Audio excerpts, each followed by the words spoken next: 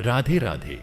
जय श्री कृष्णा दोस्तों, आज की इस पावन वाणी को सुनने से पहले आइए हम सब मिलकर प्रेम पूर्वक भगवान श्री कृष्ण का स्मरण करें। हे मेरे राधे मोहन, जो भी भक्त इस अमृतमयी वाणी को सुन रहा है, उनके जीवन से समस्त दुख, चिंता और कष्ट दूर हों। उनके हृदय में प्रेम, शांति और भक्ति का संचार हो और आपके दिव्य चरणों की कृपा उन पर सदैव बनी रहे। दोस्तों, अपने पवित्र भाव प्रकट करने के लिए नीचे कमेंट में जय श्री कृष्णा अवश्य लिखें। यदि आप हमारे YouTube चैनल गीता अमृतवाणी पर नए हैं तो कृपया चैनल को सब्सक्राइब करके इस भक्ति यात्रा का हिस्सा बने, ताकि श्री कृष्ण के अमृतमय ज्ञान से आपका जीवन आलोकित होता रहे। तो आइए बिना किसी विलंब के आज की दिव्य श्री कृष्ण वाणी आरंभ करते हैं। श्रीमद् भगवद गीता एक ऐसा दिव्य ग्रंथ जो न केवल जीवन का सार प्रस्तुत करता है, बल्कि हमें धर्म, कर्म और मोक्ष का सही मार्ग दिखाता है। इसमें भगवान श्री कृष्ण ने अर्जुन को जो उपदेश दिए, वे न केवल युद्ध भूमि के लिए थे, बल्कि हर युग, हर परिस्थिति और हर व्यक्ति के लिए प्रासंगिक हैं। आज के इस वीडियो में हम लेकर आए हैं भगवद गीता के 60 अमृत वचन, जो आपके जीवन में नई दिशा और ऊर्जा भर देंगे। अगर आप जीवन के संघर्षों से जूझ रहे हैं, अगर मन में कोई संशय या भय है, तो ये वचन आपकी राह को स्पष्ट कर सकते हैं। प्रिय भक्तों, अब हम गीता के पहले अमृत वचन के माध्यम से जीवन के सबसे महत्वपूर्ण प्रश्न का उत्तर खोजेंगे। जीवन का असली उद्देश्य क्या है? हर व्यक्ति, चाहे वह किसी भी परिस्थिति में हो, अपने जीवन में कभी न कभी यह प्रश्न अवश्य पूछता है, मैं कौन हूं? मैं इस संसार में क्यों आया हूं? मेरा कर्तव्य क्या है? और इन प्रश्नों के उत्तर न मिलने पर व्यक्ति दिशाहीन हो जाता है, अवसाद से घिर जाता है और भटकाव की स्थिति में आ जाता है। लेकिन सौभाग्य से भगवान श्री कृष्ण ने हमें इस अंधकार से निकालने के लिए गीता का अमृत दिया है। जब महाभारत का युद्ध आरंभ होने वाला था, अर्जुन रणभूमि में अपने सगे संबंधियों, गुरुजनों और मित्रों को देखकर भीतर से विचलित हो गए। उनके मन में भयंकर संशय उत्पन्न हुआ। क्या यह युद्ध करना सही होगा? क्या अपने ही स्वजनों के विरुद्ध खड़े होना धर्म है? और ठीक यही स्थिति हमारे जीवन में भी बार बार आती है। हम अपने व्यक्तिगत और व्यावसायिक जीवन में कई बार ऐसे निर्णयों के दोराहे पर खड़े होते हैं जहां हमें यह समझ नहीं आता कि क्या सही है और क्या गलत। अर्जुन की तरह हमारा मन भी अशांत हो जाता है, हम भी उलझ जाते हैं, और जब कोई समाधान नहीं मिलता तो हम पलायन करना चाहते हैं। लेकिन ऐसे समय में हमें भगवान श्री कृष्ण की वाणी पर ध्यान देना चाहिए। तू अपने कर्म कर, फल की चिंता मत कर। इस वचन की गहरी व्याख्या भगवान श्री कृष्ण ने अर्जुन को यह कहकर जगाया, कर्मण्यवाधिकारस्ते मा फलेषु कदाचन। अर्थात हमें अपने कर्तव्य का पालन करना चाहिए, लेकिन फल की चिंता नहीं करनी चाहिए। मित्रों, हम सब जीवन में कुछ न कुछ प्राप्त करना चाहते हैं, धन, प्रतिष्ठा, प्रेम, सफलता। लेकिन जब हमें तुरंत परिणाम नहीं मिलते तो हम निराश हो जाते हैं, हतोत्साहित हो जाते हैं। हम अपने ही कर्म के बारे में संदेह करने लगते हैं। लेकिन भगवान श्री कृष्ण हमें सिखाते हैं कि कर्म का परिणाम हमारे हाथ में नहीं है। अगर हम केवल परिणाम की चिंता करते रहेंगे तो हम कर्म ही नहीं कर पाएंगे। यह जीवन का सबसे बड़ा सत्य है। अर्जुन का मोह केवल युद्ध से नहीं था, बल्कि उसके पीछे एक गहरी भावनात्मक बाध्यता थी, अपने परिवार, अपने प्रियजनों से लगाव। हम भी इसी मोह के जाल में फंसे रहते हैं। हमें अपने परिवार, मित्रों, संपत्ति, प्रतिष्ठा और शरीर से इतना मोह हो जाता है कि हम अपने असली उद्देश्य को भूल जाते हैं। लेकिन भगवान श्री कृष्ण हमें याद दिलाते हैं कि यह संसार नश्वर है। आज जो हमारा है वह कल नहीं रहेगा। हमारा सच्चा उद्देश्य केवल इस भौतिक संसार में सुख सुविधाएं बटोरना नहीं, बल्कि आत्मा की उन्नति करना है। महाभारत केवल एक ऐतिहासिक युद्ध नहीं था, बल्कि यह हमारे भीतर चलने वाले संघर्ष का भी प्रतीक है। एक ओर हमारे भीतर अच्छाई, सच्चाई और कर्तव्य बोध होता है, और दूसरी ओर हमारी इच्छाएं, भय, मोह और लालच होते हैं। जब इन दोनों के बीच युद्ध होता है तो कई बार हम सही निर्णय नहीं ले पाते। अर्जुन के मन में जो द्वंद्व था, वही द्वंद्व हमारे मन में भी हर दिन चलता है। लेकिन इस संघर्ष से घबराने की जरूरत नहीं, क्योंकि श्री कृष्ण स्वयं कहते हैं, जब जब अधर्म बढ़ेगा तब तब मैं अवतरित होकर धर्म की स्थापना करूंगा। अर्थात जब भी आपको लगे कि आप जीवन में भटक रहे हैं, जब भी आपको लगे कि अंधकार बढ़ रहा है, तब श्री कृष्ण की वाणी को अपने भीतर जागृत करें। श्री कृष्ण हमें सिखाते हैं कि हर कार्य को एक यज्ञ की तरह करें। जब हम कोई कार्य निष्काम भाव से करते हैं तो वह यज्ञ बन जाता है। इसका अर्थ यह नहीं कि हम कुछ भी न चाहें, बल्कि यह कि हम अपने कर्तव्य को पूरी निष्ठा से निभाएं, लेकिन उसके परिणाम की आसक्ति से मुक्त रहें। यह सूत्र जितना सरल लगता है उतना ही गहरा है। यदि हम इसे अपने जीवन में उतार लें तो जीवन के हर मोड़ पर शांति और संतोष का अनुभव करेंगे। भगवान श्री कृष्ण कहते हैं, स्वधर्मे निधनम श्रेयः परधर्मो भयावह। अर्थात अपने स्वधर्म का पालन करना ही श्रेष्ठ है, चाहे उसमें मृत्यु ही क्यों न हो। पर धर्म का पालन भयावह है। आज के समय में हम दूसरों के जीवन से इतने प्रभावित हो जाते हैं कि अपने जीवन का सही मार्ग भूल जाते हैं। हम सोचते हैं कि फलां व्यक्ति इस क्षेत्र में सफल हो रहा है, तो हमें भी वही करना चाहिए। लेकिन क्या वह हमारा स्वधर्म है? यह हमें खुद पहचानना होगा। हमें अपने कर्तव्य का पालन करना चाहिए, बिना फल की चिंता किए। जीवन में आने वाली परेशानियां केवल बाहरी युद्ध नहीं, बल्कि हमारे भीतर चल रहे संघर्ष का परिणाम है। मोह, भय और लोभ हमें हमारे असली उद्देश्य से भटकाते हैं। हमें उनसे मुक्त होना चाहिए। हर कार्य को एक यज्ञ की तरह करें, निष्काम भाव से, बिना किसी अपेक्षा के। अपने स्वधर्म को पहचानें और उसी मार्ग पर अडिग रहें। प्रिय भक्तों, जब अर्जुन ने भगवान श्री कृष्ण की वाणी को सुना तो उनका मोह नष्ट हो गया। उन्होंने अपने कर्तव्य को पहचाना और जीवन के वास्तविक उद्देश्य को समझा। अब यह हम पर निर्भर करता है कि हम भी श्री कृष्ण के इन दिव्य वचनों को अपने जीवन में उतारें या फिर भ्रम और अज्ञान में भटकते रहें। श्री कृष्ण का संदेश आज भी उतना ही प्रासंगिक है जितना हजारों वर्ष पूर्व था। अब यह हमें तय करना है कि हम जीवन में अधर्म के पक्ष में खड़े होंगे या धर्म की राह पर चलकर अपने कर्तव्य का पालन करेंगे। प्रिय भक्तों, जब भी हम जीवन और मृत्यु की बात करते हैं तो हमारे मन में कई प्रश्न उठते हैं। क्या मृत्यु ही अंत है? क्या जीवन केवल इस शरीर तक सीमित है या इसके परे भी कुछ है? भगवद गीता का दूसरा अध्याय हमें इन गूढ़ रहस्यों को समझने में सहायता करता है। भगवान श्री कृष्ण ने अर्जुन को उस समय आत्मा का वास्तविक स्वरूप समझाया, जब वह मोह और शोक से ग्रस्त होकर अपने कर्तव्य से विमुख हो रहा था। और वास्तव में अर्जुन की स्थिति हम सभी की स्थिति का प्रतीक है। जीवन में जब हम अपने प्रियजनों को खोते हैं, जब हम विफलता से घिर जाते हैं, तब हमें भी वैसा ही मोह और शोक घेर लेता है। लेकिन श्री कृष्ण हमें सिखाते हैं कि आत्मा न जन्म लेती है न मरती है। यह शरीर तो केवल वस्त्र की भांति है जिसे आत्मा बदलती रहती है। न जायते म्रियते व कदाचिन।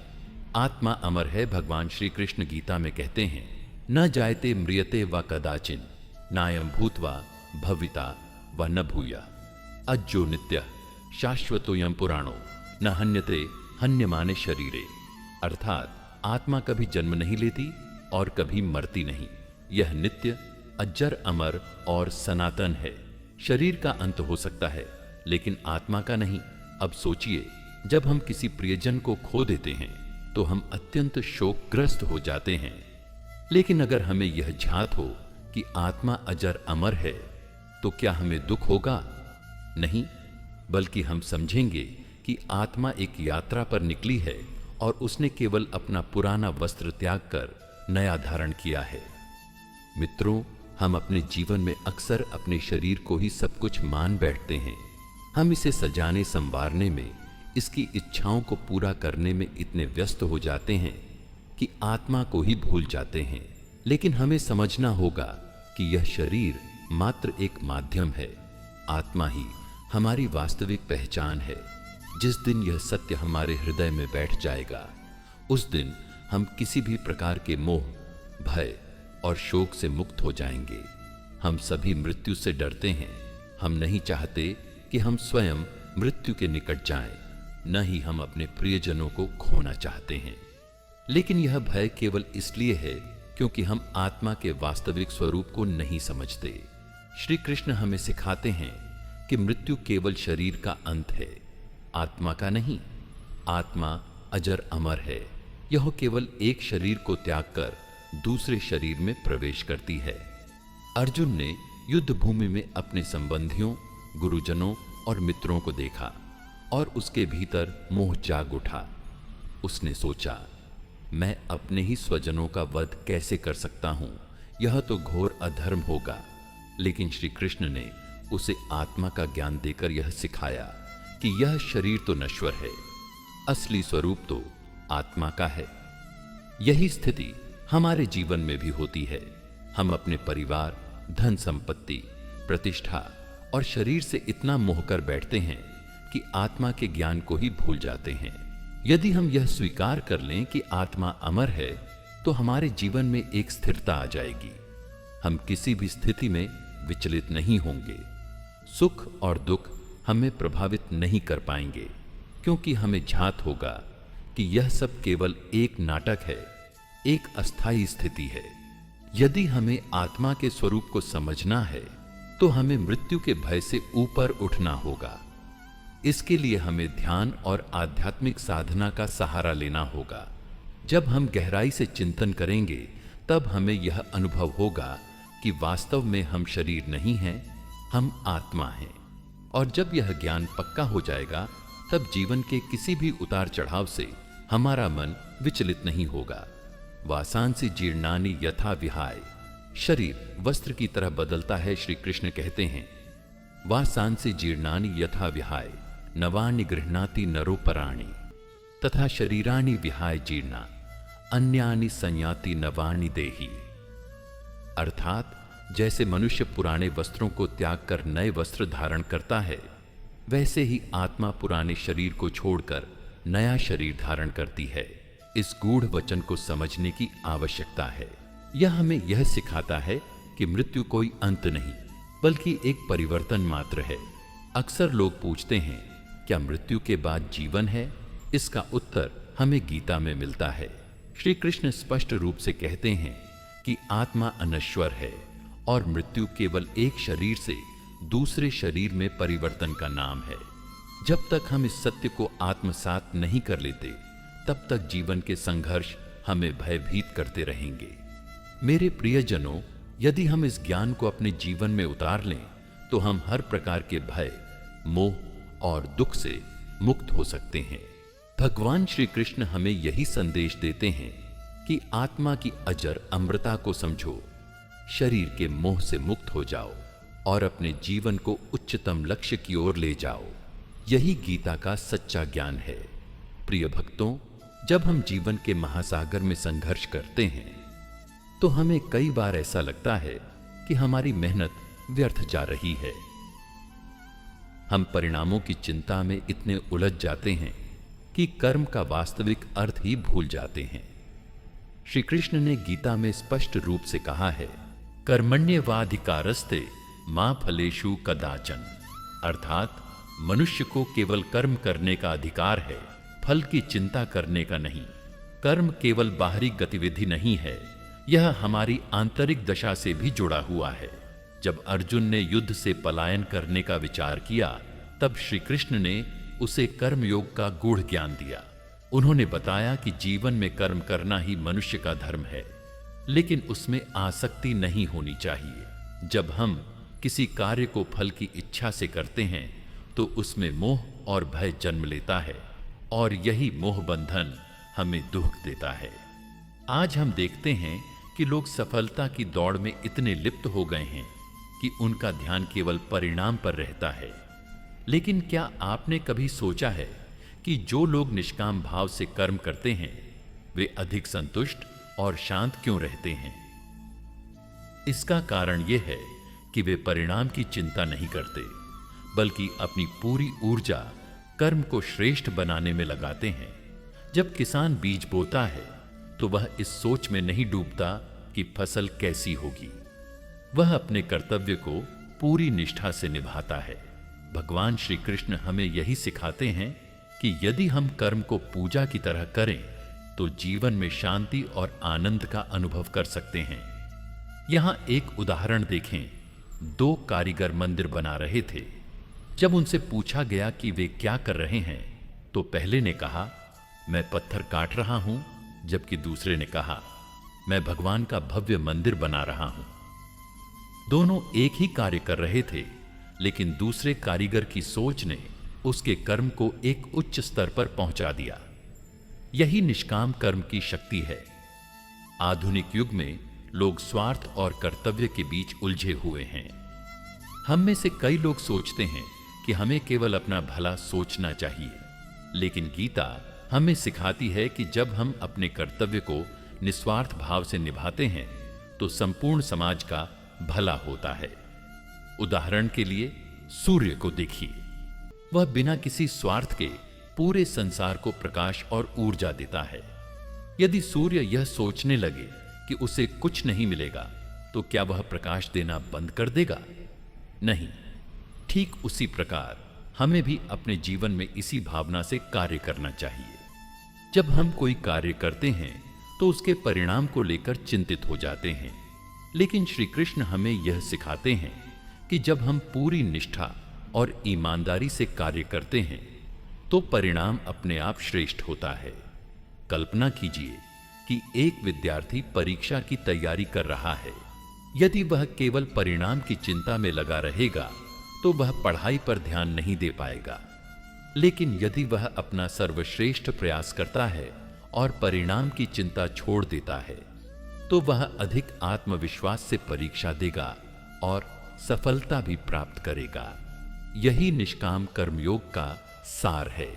श्री कृष्ण कहते हैं कि हर व्यक्ति को अपने कर्म के प्रति निष्ठावान होना चाहिए, लेकिन यह भी ध्यान रखना चाहिए कि कर्म स्वार्थवश न किया जाए, बल्कि उसे धर्म के रूप में अपनाया जाए।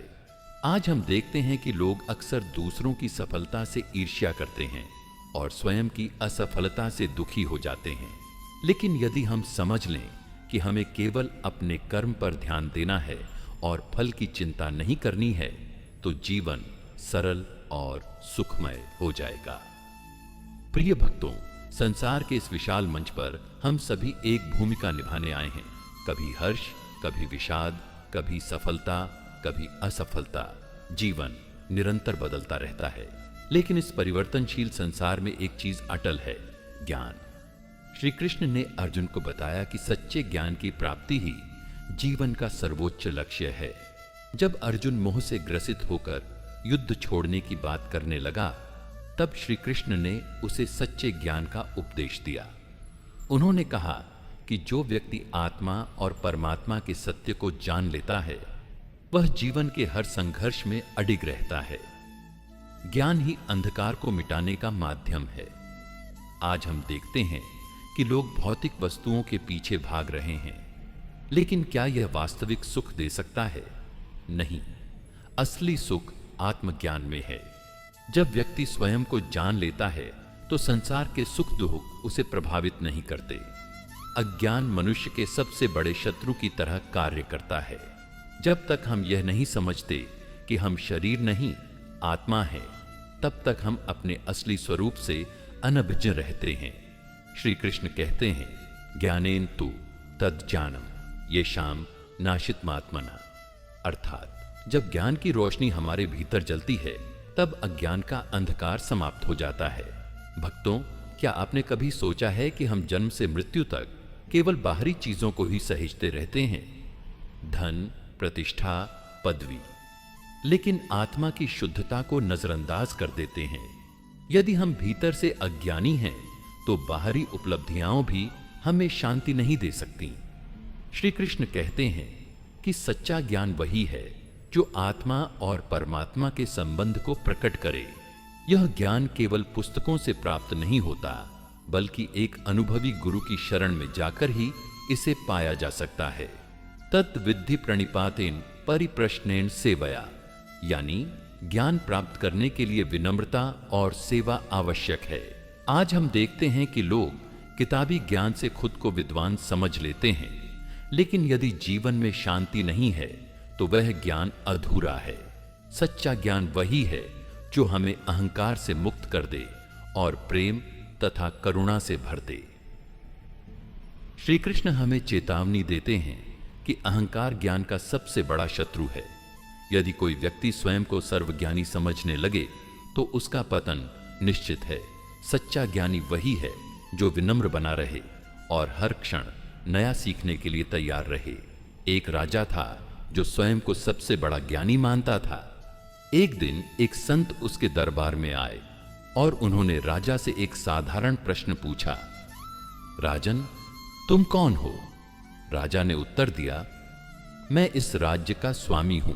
संत ने फिर पूछा, और जब यह शरीर समाप्त हो जाएगा तब तुम कौन होगे? राजा निरुत्तर हो गया।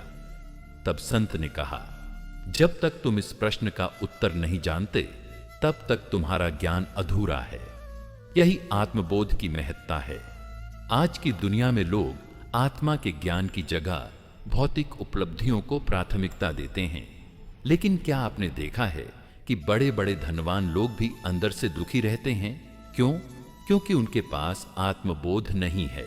श्री कृष्ण कहते हैं कि आत्मा अजर अमर है। यह शरीर नश्वर है, लेकिन आत्मा अनंत है। यदि हम इस सत्य को जान लें तो जीवन के हर दुख से मुक्त हो सकते हैं। श्री कृष्ण स्पष्ट रूप से कहते हैं कि सच्चा ज्ञान गुरु के चरणों में विनम्रता से बैठने से प्राप्त होता है। गीता, उपनिषद और वेदों का अध्ययन करें।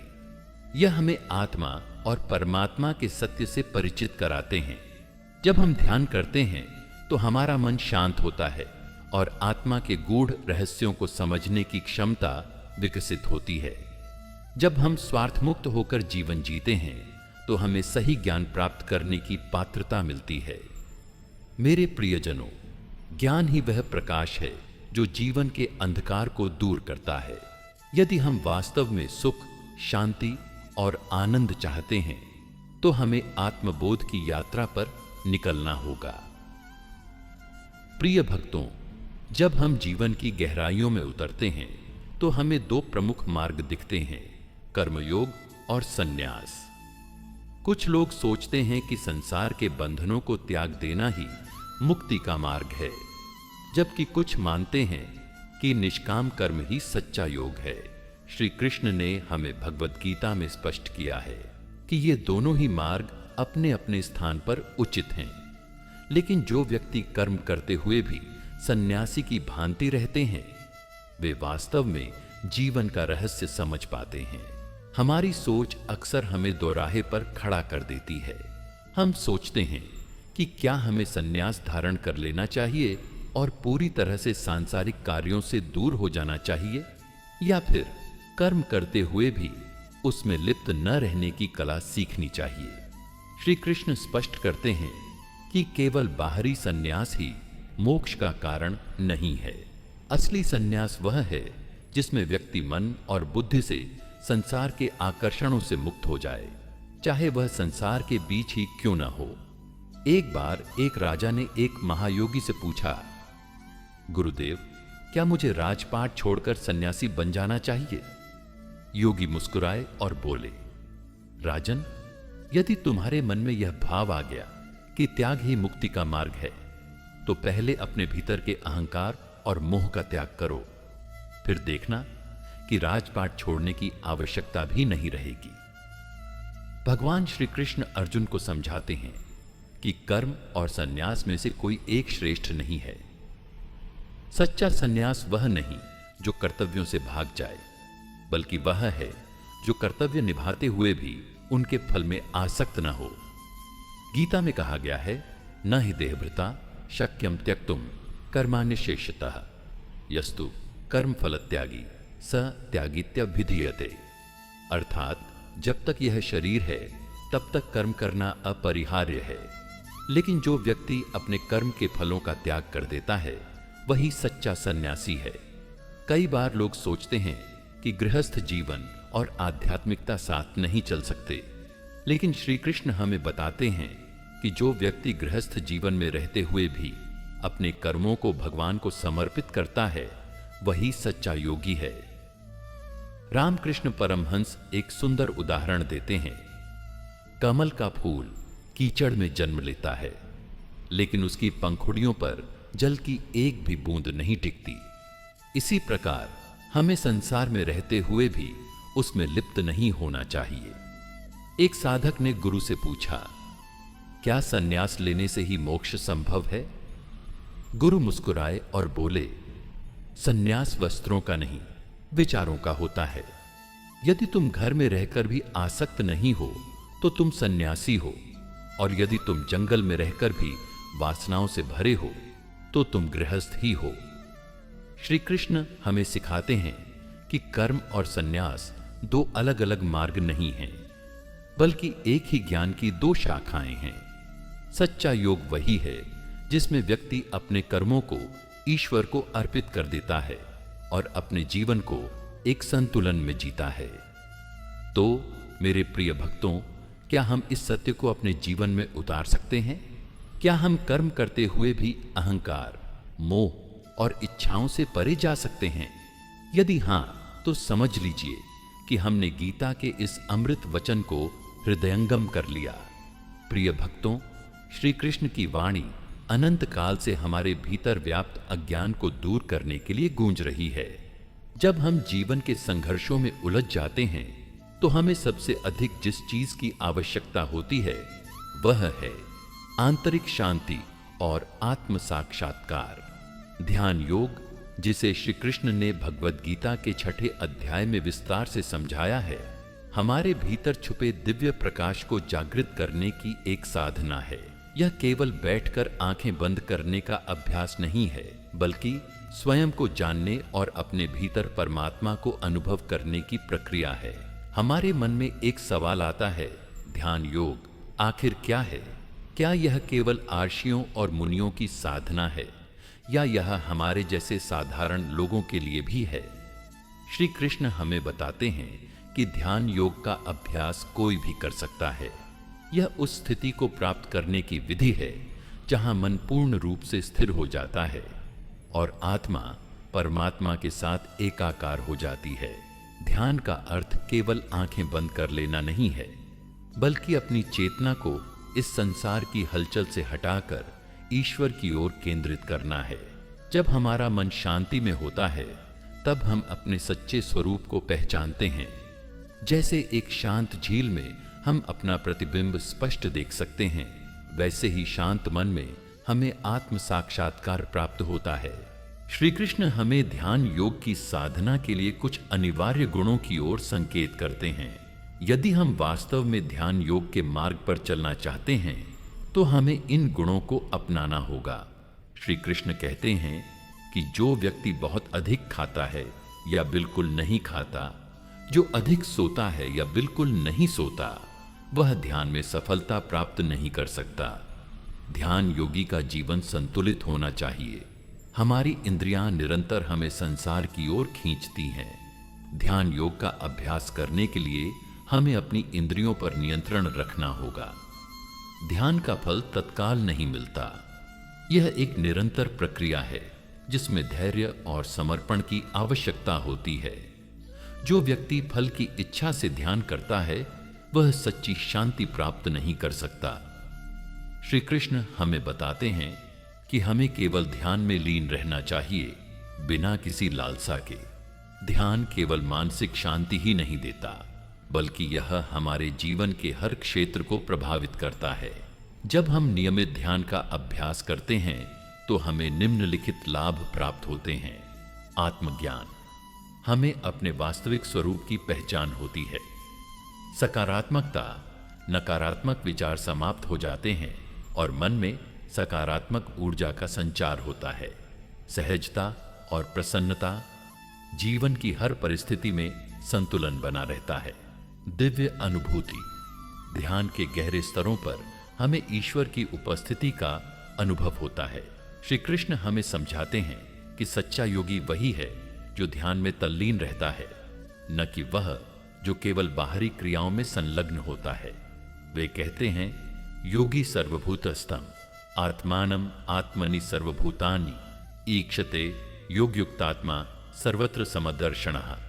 अर्थात जो योगी अपने भीतर परमात्मा को देखता है और सभी प्राणियों में समान भाव रखता है, वही सच्चा योगी है। प्रिय भक्तों, ध्यान योग केवल एक सिद्धांत नहीं है, बल्कि यह हमारे जीवन का एक अभिन्न अंग बनना चाहिए। यदि हम अपने भीतर शांति, आनंद और दिव्यता की अनुभूति करना चाहते हैं, तो हमें ध्यान योग की साधना करनी ही होगी। श्री कृष्ण हमें आह्वान करते हैं कि हम अपने मन को ईश्वर में स्थिर करें, संसार के मोह से ऊपर उठें और आत्म साक्षात्कार की ओर अग्रसर हों। प्रिय भक्तों, भगवद गीता में भगवान श्री कृष्ण ने ज्ञान और विज्ञान को जीवन का आधार बताया है। ज्ञान केवल पुस्तकों में लिखी बातें नहीं, बल्कि वह अनुभूति है जो हमें जीवन के गहरे रहस्यों से अवगत कराती है। विज्ञान केवल बाहरी जगत को समझने का माध्यम नहीं, बल्कि आत्मा की गहराइयों में उतरने का एक साधन है। जब हम इन दोनों को एक साथ साधते हैं, तब जीवन में एक नई रोशनी का संचार होता है। ज्ञान वह प्रकाश है जो हमें अंधकार से निकालकर सत्य की ओर ले जाता है। यह वह दिव्य दृष्टि है जो हमें भौतिक और आध्यात्मिक जगत के मध्य संतुलन बनाना सिखाती है। श्री कृष्ण कहते हैं, ज्ञानेन्तु तद ज्ञानम येषां नाशितमात्मनः तेषामादित्य वज्ज्ञानम प्रकाशयति तत्परम। अर्थात जब आत्मा का अज्ञान नष्ट हो जाता है, तब दिव्य ज्ञान का प्रकाश सूर्य के समान प्रकाशित होता है। लेकिन यह ज्ञान केवल बाहरी जानकारियां नहीं, बल्कि आत्म साक्षात्कार का अनुभव है। विज्ञान का तात्पर्य केवल भौतिक शोध से नहीं है, बल्कि यह जानना कि आत्मा, परमात्मा और संसार का आपसी संबंध क्या है।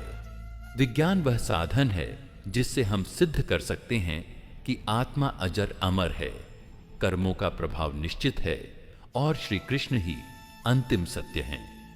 श्री कृष्ण स्वयं कहते हैं, राजविद्या राजगुह्यम पवित्रमिदमुत्तमम प्रत्यक्षावगमम धर्म्यम सुसुखम कर्तुमव्ययम। अर्थात यह ज्ञान सबसे श्रेष्ठ है, सबसे गुप्त है और यह सीधे अनुभव से जाना जा सकता है। यह ज्ञान हमारे जीवन को पवित्र बनाता है और सहजता से प्राप्त किया जा सकता है। यदि केवल ज्ञान है लेकिन विज्ञान नहीं, तो व्यक्ति केवल शब्दों में उलझा रहेगा। यदि केवल विज्ञान है लेकिन आत्मा का ज्ञान नहीं, तो व्यक्ति भौतिकता में भटक जाएगा। जीवन में संतुलन तभी संभव है जब हम ज्ञान और विज्ञान दोनों को अपनाएं। उदाहरण के लिए, अर्जुन को केवल बाहरी दुनिया का ही नहीं, बल्कि आत्मा के गूढ़ रहस्यों का भी ज्ञान था। जब उन्होंने श्री कृष्ण से ज्ञान प्राप्त किया, तब वह जीवन की वास्तविकता को समझ पाए। श्री कृष्ण स्वयं अर्जुन के गुरु बने और उन्हें दिव्य ज्ञान दिया। जब तक हम किसी योग्य गुरु की शरण नहीं लेते, तब तक यह ज्ञान प्राप्त नहीं हो सकता। केवल सुनना ही पर्याप्त नहीं है, बल्कि इसे अपने जीवन में उतारना भी आवश्यक है। गीता के प्रत्येक श्लोक को गहराई से समझें। केवल ज्ञान प्राप्त कर लेना ही पर्याप्त नहीं है, बल्कि इसे व्यवहार में लाना भी आवश्यक है। श्री कृष्ण हमें सिखाते हैं कि सच्चा ज्ञानी वही है जो अपने ज्ञान को दूसरों के कल्याण के लिए उपयोग करता है। जब अर्जुन ने ज्ञान प्राप्त किया, तो उन्होंने युद्ध में जाने का निर्णय लिया। यह पश्यति स पश्यति, अर्थात जो वास्तव में देखता है वही सच्चा ज्ञानी है। यदि हम अपने जीवन में सही मायनों में ज्ञान और विज्ञान का योग स्थापित कर लें, तो हमारा जीवन केवल सांसारिक नहीं रहेगा, बल्कि दिव्यता से भर जाएगा। श्री कृष्ण हमें जो ज्ञान दे रहे हैं, वह केवल अर्जुन के लिए नहीं था, वह हम सबके लिए है। यह जीवन को बदल देने वाला ज्ञान है। हमें इसे केवल सुनना ही नहीं बल्कि जीना भी है। भगवान श्री कृष्ण कहते हैं, यम यम वापि स्मरण भावम त्यजत्यन्ते कलेवरम तम तमे वैति कौन्तेय सदा तद्भाव भावितः। अर्थात मनुष्य मृत्यु के समय जिस भी भाव का स्मरण करता है वह उसी को प्राप्त होता है। यह श्लोक हमें यह सिखाता है कि जीवन भर जिस भी विचार में हम लीन रहते हैं वही हमारे अंत समय में हमारे सामने प्रकट होता है। मृत्यु केवल शरीर का अंत है, आत्मा अजर अमर है। अगर हमारी चेतना में भगवान का नाम बसा होगा तो हम उनके धाम को प्राप्त करेंगे। यदि हमारा मन संसारिक वासनाओं में उलझा रहेगा तो पुनर्जन्म के चक्र में फंस जाएंगे। गहन आत्मचिंतन से हमें यह समझ आता है कि आत्मा कभी मरती नहीं, यह बस एक शरीर से दूसरे शरीर की यात्रा करती है। श्री कृष्ण स्पष्ट करते हैं कि जो भक्त पूरे जीवन भगवान का ध्यान करते हैं वे अंत समय में भी उसी परम शक्ति को प्राप्त करते हैं। यह गीता का गूढ़ ज्ञान है। मृत्यु के भय से मुक्त होकर जीव को ईश्वर में लीन करने का मार्ग। केवल मृत्यु के समय भगवान का स्मरण पर्याप्त नहीं है बल्कि हमें प्रतिदिन उनकी भक्ति करनी चाहिए। भगवान के नाम का निरंतर स्मरण मन को शुद्ध करता है और उसे ईश्वरमय बना देता है। निस्वार्थ सेवा और अपने कर्तव्यों का पालन करते हुए भी हम ईश्वर का स्मरण कर सकते हैं। भगवत गीता, उपनिषद और संतों के वचन हमें आध्यात्मिक मार्ग पर प्रेरित करते हैं। मृत्यु को लेकर भयभीत होने की आवश्यकता नहीं है बल्कि इसे आत्मा की यात्रा का एक स्वाभाविक चरण मानना चाहिए।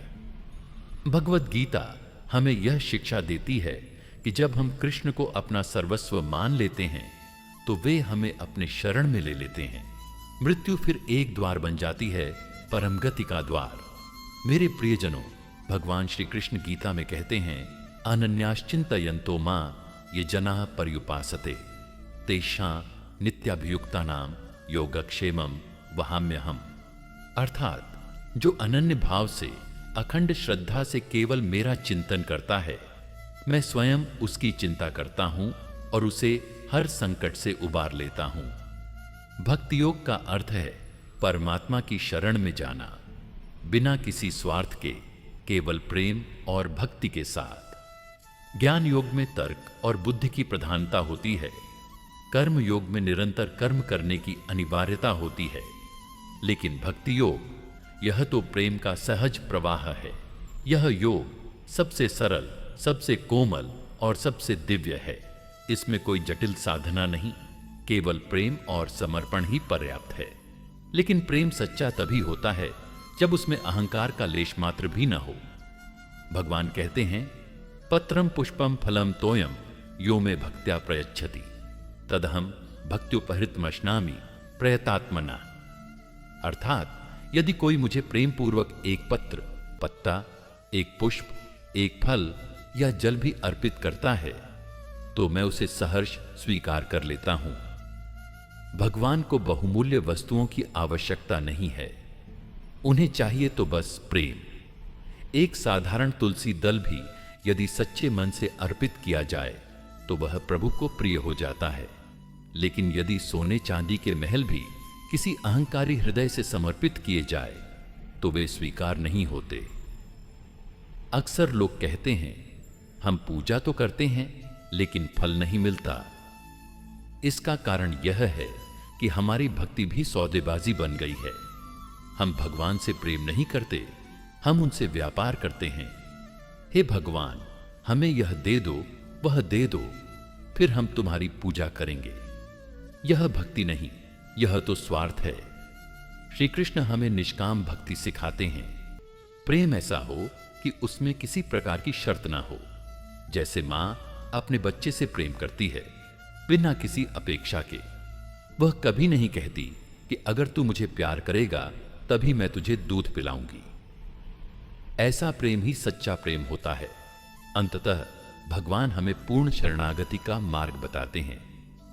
सर्वधर्मान परित्यज्य मामेकम शरणम व्रज अहम त्वाम सर्व पापेभ्यो मोक्षयिष्यामि मां शुच्यः। अर्थात अपने सारे संकल्प, अपनी सारी इच्छाएं त्याग कर केवल मेरी शरण में आ जा, मैं तुझे समस्त पापों से मुक्त कर दूंगा। यह संसार नश्वर है, यहां कुछ भी स्थायी नहीं है। हम अपने परिवार, अपने धन, अपनी प्रतिष्ठा पर गर्व करते हैं, लेकिन एक दिन यह सब यहीं छूट जाएगा। यदि कुछ शाश्वत है तो वह केवल भगवान की कृपा है। इसीलिए इस माया जाल में उलझने के बजाय हमें पूर्ण रूप से उनकी शरण में जाना चाहिए। इसीलिए भाइयों और बहनों, यदि आप वास्तव में शांति, आनंद और मोक्ष चाहते हैं तो भक्ति योग अपनाइए। किसी विशेष मंदिर या स्थान पर जाने की आवश्यकता नहीं। जहां भी प्रेम पूर्वक भगवान का स्मरण किया जाए वही स्थान तीर्थ बन जाता है। कई बार हम सोचते हैं कि ईश्वर हमें केवल तब दिखाई देंगे जब हम किसी विशेष स्थान पर पूजा करेंगे, जब हम कोई विशेष अनुष्ठान करेंगे, या जब हमें कोई चमत्कार दिखाई देगा। लेकिन श्री कृष्ण हमें इस भ्रम से निकालते हैं। वे कहते हैं, हे अर्जुन, मैं सूर्य का प्रकाश हूं, मैं चंद्रमा की शीतलता हूं, मैं अग्नि की गर्मी हूं, मैं वाणी में ओज हूं, मैं स्त्रियों में लज्जा और क्षमा हूं, मैं रथुओं में वसंत हूं, मैं पर्वतों में हिमालय हूं। यह संदेश हमें यह समझाने के लिए है कि ईश्वर सर्वत्र हैं। वे हमारे चारों ओर हैं, हमारे भीतर हैं। हमें उन्हें खोजने कहीं बाहर जाने की आवश्यकता नहीं है।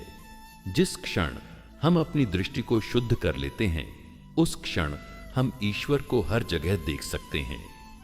हमारे जीवन में अधिकांश संघर्ष इस कारण होते हैं क्योंकि हम केवल बाहरी दुनिया को देखते हैं। हम अपने जीवन में दौलत, प्रसिद्धि, पद, सम्मान और सांसारिक वस्तुओं के पीछे भागते रहते हैं। लेकिन क्या यह सच में हमारी आत्मा को तृप्त करता है? श्री कृष्ण हमें सिखाते हैं कि यदि हमें वास्तविक संतोष प्राप्त करना है तो हमें ईश्वर के दिव्य स्वरूप को पहचानना होगा। वे हमें यह नहीं कहते कि हम इस संसार को त्याग दें, बल्कि यह सिखाते हैं कि हम इस संसार में रहते हुए भी उसके पार देखें। भगवान श्री कृष्ण ने गीता में कहा, मैं बुद्धिमानों में बुद्धि हूं, मैं तेजस्वियों में तेज हूं, मैं बलवानों में बल हूं जो धर्म के अनुसार हो।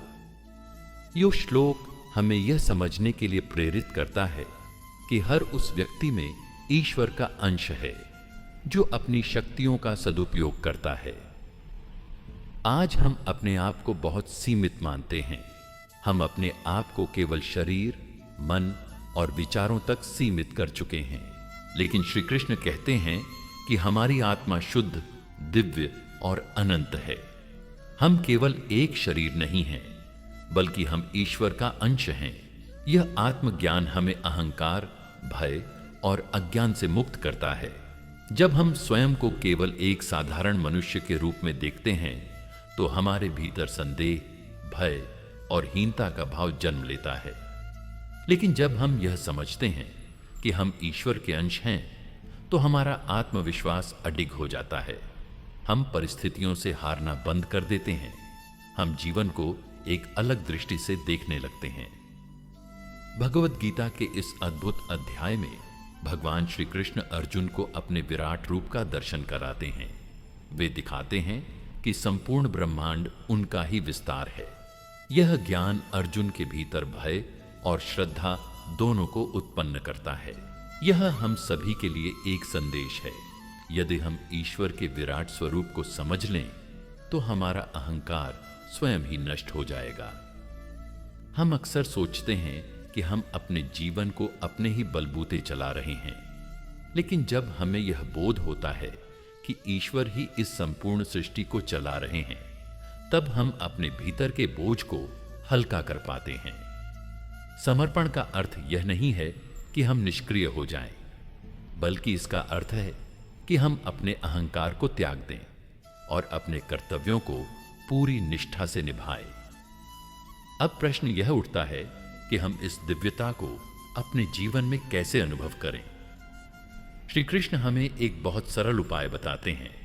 जो मुझे प्रेम से, भक्ति से एक पत्र, एक फूल, एक फल या जल अर्पित करता है, मैं उसे प्रेम पूर्वक स्वीकार करता हूं। इस श्लोक का अर्थ केवल पूजा अर्चना तक सीमित नहीं है।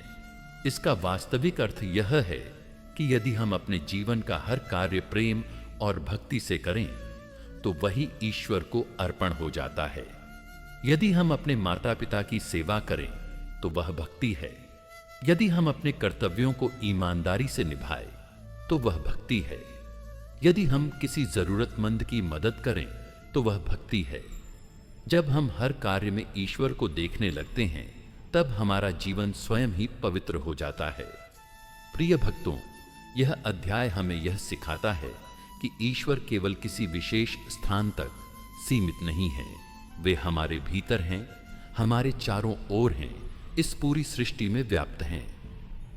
जब हम इस सत्य को पहचान लेते हैं तब हमारा जीवन पूरी तरह बदल जाता है। तब हम भय से मुक्त हो जाते हैं, अहंकार से मुक्त हो जाते हैं और एक सच्चे आध्यात्मिक जीवन की ओर बढ़ते हैं।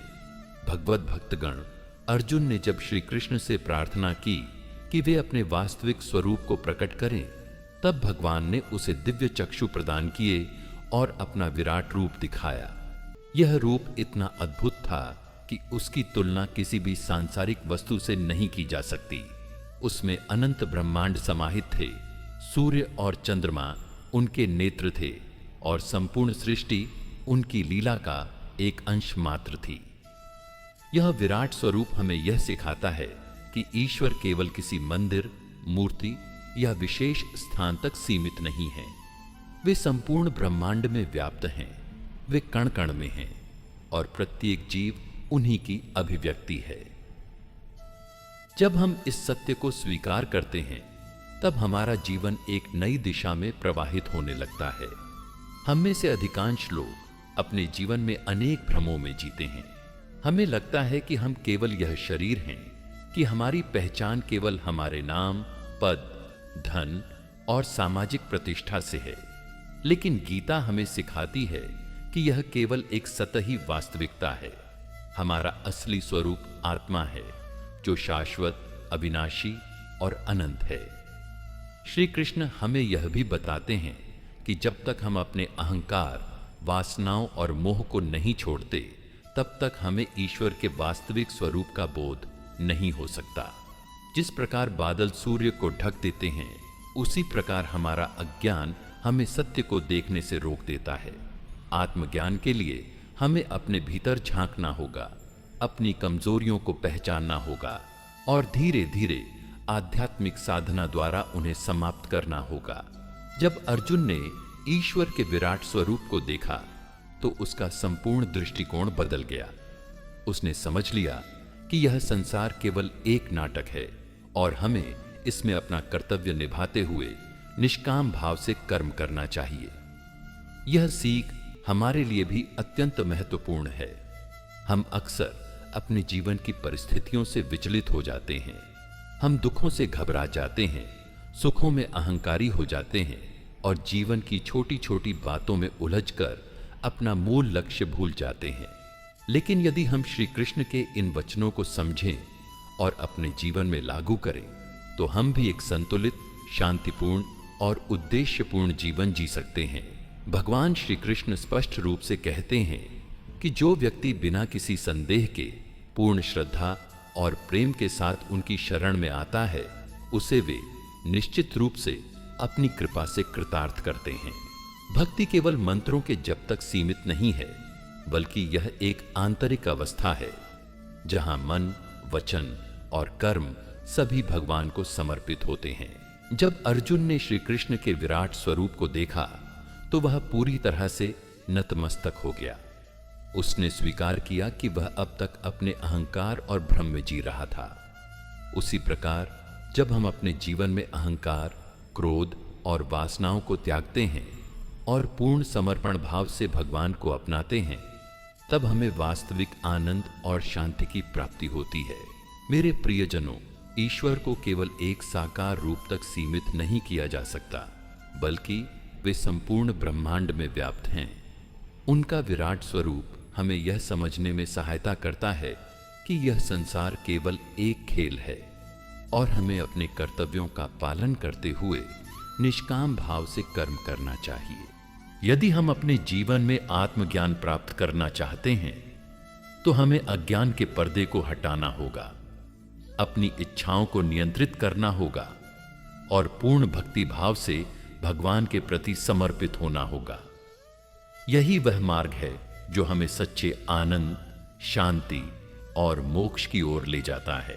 मेरे प्रिय दर्शकों, हमारे जीवन में सबसे बड़ी चुनौती यही होती है कि हम स्वयं को पहचानें, अपनी क्षमता को समझें और उसे वास्तविकता में उतारें।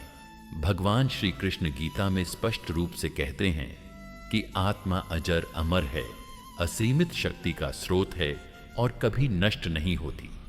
परंतु क्या हम इस सत्य को अपने जीवन में अनुभव कर पाते हैं? हम में से हर कोई अपने जीवन में संघर्ष करता है, कभी भय से, कभी असफलताओं से और कभी अपने ही विचारों के द्वंद्व से। जब हम अपने मन और शरीर को ही अपना संपूर्ण अस्तित्व मान लेते हैं, तब हम दुख और भय से घिर जाते हैं। परंतु भगवत गीता हमें यह सिखाती है कि हम इस नश्वर शरीर तक सीमित नहीं हैं। हम आत्मा हैं, अनंत, अजर, अमर। भगवान श्री कृष्ण अर्जुन से कहते हैं, न जायते म्रियते व कदाचिन्नाय भूत्वा भविता व न भूया अज्जो नित्यः शाश्वतोयम पुराणो न हन्यते हन्यमाने शरीरे। अर्थात आत्मा न जन्म लेती है, न मरती है, न इसे कोई नष्ट कर सकता है। यह शाश्वत है, नित्य है। तो फिर प्रश्न यह उठता है कि यदि हम आत्मा हैं तो हमें जीवन में इतने कष्ट क्यों होते हैं? इसका उत्तर भी गीता में ही निहित है। जब हम स्वयं को केवल शरीर और मन तक सीमित कर लेते हैं, तब हमें मोह, भय और दुख घेर लेते हैं। कई बार लोग सोचते हैं कि कर्म केवल मेहनत करना है, लेकिन कर्म का सही अर्थ है समर्पण के साथ कर्म करना, फल की इच्छा से मुक्त होकर कर्म करना। यही कर्मयोग है। श्री कृष्ण ने कहा, कर्मण्येवाधिकारस्ते मां फलेषु कदाचन मां कर्म फल हेतुर्भुर्मा ते संगोस्त्व कर्मणि। तुम्हारा अधिकार केवल कर्म करने में है, फल की चिंता मत करो, परंतु कर्म मत छोड़ो। कितने लोग हैं जो निस्वार्थ भाव से कर्म करते हैं? क्या हम अपना कर्तव्य केवल इसलिए करते हैं क्योंकि हमें कुछ परिणाम चाहिए, या इसलिए कि यह हमारा धर्म है? जो व्यक्ति बिना किसी स्वार्थ के कर्म करता है, वही सच्चा कर्मयोगी है। भगवत गीता हमें सिखाती है कि भय केवल अज्ञान का परिणाम है। जब हम यह समझ जाते हैं कि हम केवल शरीर नहीं बल्कि अनंत आत्मा हैं, तब हमारे भीतर से हर प्रकार का भय समाप्त हो जाता है। श्री कृष्ण कहते हैं, जो व्यक्ति अपने चित्त को मुझ में स्थिर करता है, वह मेरे कृपा से सभी संकटों को पार कर जाता है। आज हम अपने जीवन में देखें, क्या हमें भय नहीं लगता? भविष्य का डर, असफलता का डर, अपमान का डर। लेकिन यदि हम वास्तव में श्री कृष्ण की शरण में जाएं, तो यह डर स्वतः ही समाप्त हो जाएगा। प्रिय आत्मन, जब हम जीवन के रहस्यों को समझने का प्रयास करते हैं, तो हमें दो महत्वपूर्ण तत्वों का बोध होना चाहिए, प्रकृति और पुरुष। भगवत गीता में भगवान श्री कृष्ण ने इन दोनों के बीच के गूढ़ रहस्य को स्पष्ट किया है। मनुष्य अपने शरीर को ही स्वयं मानने की भूल कर बैठता है। हम अपने शरीर, मन और भावनाओं के साथ इतनी गहराई से जुड़ जाते हैं कि हमें यह आभास ही नहीं होता कि यह केवल एक बाहरी आवरण है। आत्मा शुद्ध, अजर, अमर और शाश्वत है, जबकि शरीर परिवर्तनशील और नश्वर है। यह समझना कि आत्मा और शरीर भिन्न हैं, मोक्ष की दिशा में पहला कदम है। भगवान श्री कृष्ण कहते हैं, इदम शरीरम कौन्तेय क्षेत्रमित्यभिधीयते एतद्यो वेत्ति तम प्राहु क्षेत्रज्ञ इति तद्विद्ध। अर्थात यह शरीर क्षेत्र है और जो इसे जानता है वही क्षेत्रज्ञ है। यह ज्ञान हमें अपने भीतर के शुद्ध आत्म तत्व से जोड़ता है। भगवान बताते हैं कि संसार में दो तत्व कार्य कर रहे हैं, प्रकृति, भौतिक संसार, और पुरुष, आत्मा। प्रकृति वह है जो परिवर्तनशील है, जिसमें सभी भौतिक वस्तुएं, इच्छाएं, कर्म और अनुभव सम्मिलित हैं। पुरुष अर्थात आत्मा शाश्वत है, वह केवल साक्षी है, वह जन्म मरण के चक्र से मुक्त है। मनुष्य यदि अपने वास्तविक स्वरूप को भूलकर प्रकृति से तादात्म्य कर लेता है तो वह मोह, लोभ, क्रोध और अहंकार के बंधनों में बंध जाता है। लेकिन जो इस भेद को समझ लेता है वह मुक्त हो जाता है। अधिकतर लोग ज्ञान को बाहरी सूचनाओं तक सीमित मानते हैं, लेकिन भगवद गीता हमें बताती है कि सच्चा ज्ञान आत्मबोध है। सच्चे ज्ञान का अर्थ है शरीर और आत्मा के भेद को जानना, यह समझना कि हमारा वास्तविक स्वरूप शुद्ध चेतना है, प्रकृति के प्रभावों से ऊपर उठना, जीवन और मृत्यु के पार का बोध होना, परमात्मा की सत्ता को स्वीकार करना। भगवान श्री कृष्ण कहते हैं, झेयम यत्तत् प्रवक्ष्यामि यज्ञात्वामृतमश्नुते अनादिमत परम ब्रह्म न सत्तन्ना सदुच्यते। अर्थात जिस ज्ञान को प्राप्त कर लेने के बाद मनुष्य अमृतत्व को प्राप्त कर सकता है वही सच्चा ज्ञान है। हमारा सबसे बड़ा बंधन अहंकार है। अहंकार ही वह दीवार है जो हमें सत्य से दूर रखती है। मनुष्य जब अपने कर्तृत्व पर गर्व करता है तो वह ईश्वर को भूल जाता है, लेकिन जब वह अपने अहंकार को त्याग कर यह स्वीकार कर लेता है कि वह केवल एक माध्यम है और वास्तविक शक्ति परमात्मा है, तभी वह बंधन से मुक्त हो सकता है। भगवान कहते हैं, अहंकारम बलम दर्पम कामम क्रोधम परिग्रहम विमुच्य निर्ममः शांतो ब्रह्म भूयाय कल्पते। जो अहंकार, बल, दंभ, वासना, क्रोध और संग्रह की प्रवृत्ति से मुक्त होता है वही ब्रह्म भाव को प्राप्त करता है।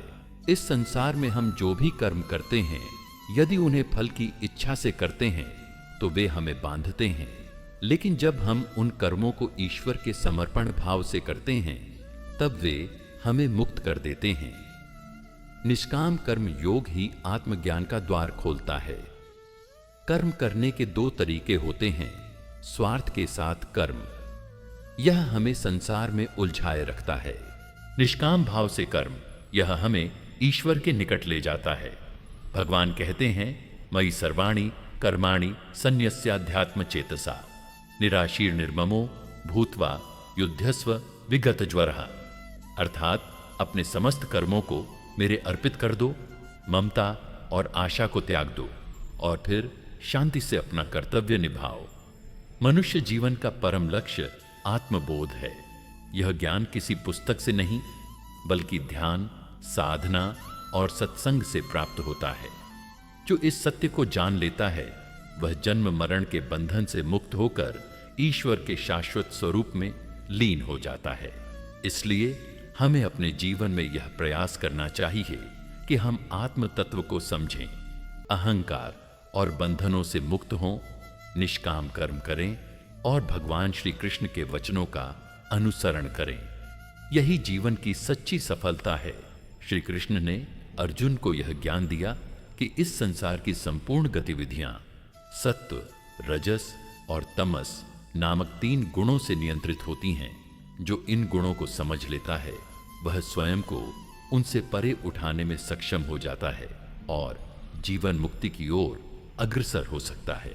सत्व गुण का अर्थ है पवित्रता, ज्ञान, शांति और संतोष। जब मनुष्य सत्व गुण में होता है तब उसका मन शांत रहता है, उसका अंतःकरण निर्मल होता है और वह आत्मा के प्रकाश को देखने में सक्षम हो जाता है। ऐसे व्यक्ति को आध्यात्मिकता में रुचि होती है। वह सत्य की खोज करता है और दया, करुणा तथा प्रेम के मार्ग पर चलता है। लेकिन ध्यान दें, सत्व गुण भी एक बंधन है, क्योंकि यह सुख और ज्ञान के प्रति आसक्ति पैदा करता है। यह हमें अच्छे कर्मों की ओर प्रेरित करता है, लेकिन जब तक हम इन अच्छे कर्मों के फल में लिप्त रहते हैं तब तक हम जन्म और मृत्यु के चक्र से मुक्त नहीं हो सकते। इसीलिए सत्व गुण में स्थित व्यक्ति को भी निष्काम भाव से कर्म करना चाहिए। रजस गुण वह गुण है जो संसार की समस्त गतिविधियों का कारण बनता है। यह गुण इच्छा, क्रिया, असंतोष और महत्वाकांक्षा से जुड़ा हुआ है। जब मनुष्य रजोगुण में स्थित होता है तब वह निरंतर किसी न किसी चीज को पाने के लिए भाग दौड़ करता रहता है। रजोगुण का प्रभाव यह है कि यह व्यक्ति को कभी भी संतुष्ट नहीं रहने देता। एक इच्छा पूरी होती है तो दूसरी जन्म ले लेती है। व्यक्ति दिन रात धन, प्रतिष्ठा, परिवार और समाज में अपनी पहचान बनाने के लिए संघर्ष करता है, लेकिन इस दौड़ का कोई अंत नहीं होता।